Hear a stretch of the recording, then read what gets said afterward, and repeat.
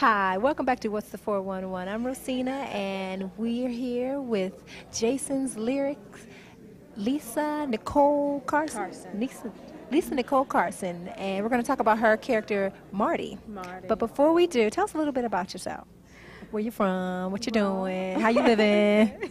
I'm originally from Brooklyn, New York, and I lived for about 8 years in Gainesville, Florida, and I currently live on 155th Street, St. Nicholas Place in Harlem.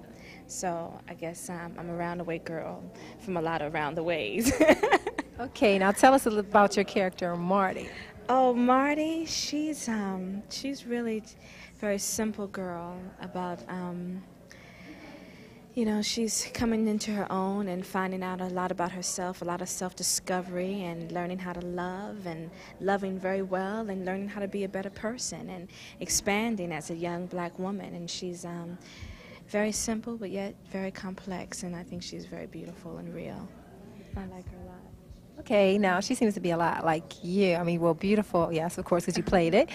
But how did you get into the character? Was it a stretch for you in terms of fitting into the role? It seemed to fit so well. I mean, I think a lot of actors, as hard as we try sometimes to just completely transcend into another character, I think that we bring a certain amount of our own essence and aura to the character. And of course, there's a whole lot of Lisa and Marty, but there's a lot of differences as well. So what I tried to do was to just leave a lot of me at home on 155th Street and go to Houston and learn about the people and meet a lot of the local women and really absorb their flavor and their whole thing and then just become her. So there's a lot of Marty that isn't Lisa as well.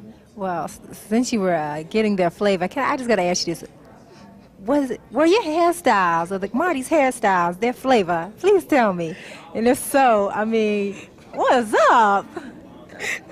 I tell you, with the Houston women, we're going to send this tape to Houston. Okay, no, just kidding. Houston women. I don't want it to just Houston women. But that was a really mild hairstyle compared to the other hairstyles in Houston. I mean, Houston has hair.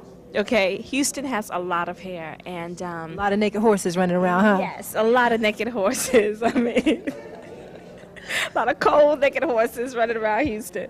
But I think that when we were trying to decide what kind of hair Marty should have, obviously she could not have this because there was no one in Houston that had hair like this.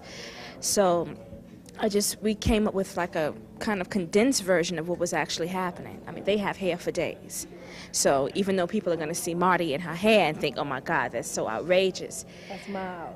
It's mild in comparison to what was happening down there. Mild. I mean, they were working the hair. Now I have another question. Yeah. You say she's going through a self-discovery sort of thing, and I know she's on a self-improvement tip. Mm-hmm. But why did she settle for a brother like Tretch and seems to second-guess her ability to get a quality man, if you will? Not saying that he wasn't, it's up to you, the viewers, to decide that. But in terms of how she, said to Lyric, you can't, I have to be in the Thunder, I have to settle for Thunder, you have a choice. Well, I think as far as the men that Marty has been exposed to, I mean, there's either Alonzo or Smitty down at the shop. I mean, you know what I mean? She hasn't been exposed to a lot of different men.